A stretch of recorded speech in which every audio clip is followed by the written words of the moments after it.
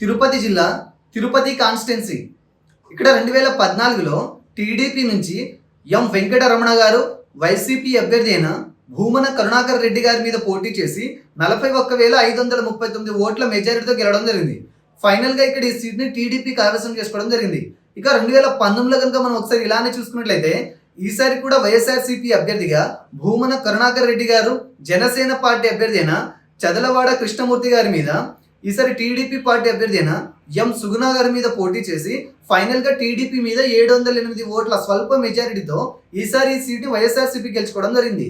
ఇక ఈ 2024 ప్రస్తుత పరిస్థితిని కనుక మనం చూసినట్లయితే ఈసారి కూటమి అభ్యర్థిగా జనసేన నుంచి ఆర్ఎన్ శ్రీనివాసులు గారు పోటీ చేయడం జరుగుతుంది.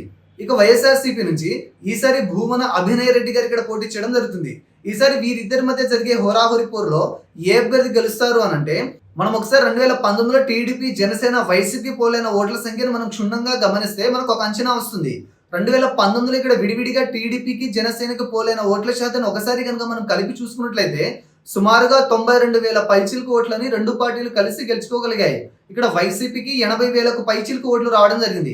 అంటే 2019లో టీడీపీ జనసేన కలిసి పోటీ చేసి ఉండుంటే లాస్ట్ టైం వైసీపీ అభ్యర్థి గెలిచిన ఈ సీటు 12,000 ఓట్ల మెజారిటీతో కూటమి అభ్యర్థి గెలిచి ఉండేవారని తెలుస్తుంది.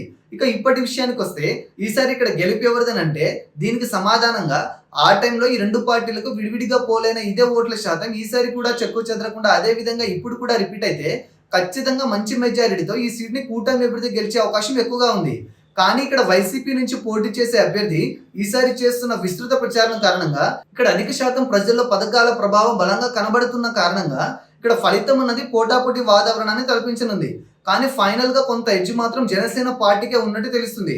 కానీ ఈ గెలుపు అన్నది కొత్తగా ఈసారి పోలవబోయే యువత ఓట్ల మీద కూడా ఆధారపడి ఉంటుంది. మారిన సమీకరణాలను బట్టి యువత ఎటువైపు మొగ్గు చూపితే ఆ పార్టీనే ఈ నియోజకవర్గానికి కూడా కైవసం చేసుకునే అవకాశం ఉంది.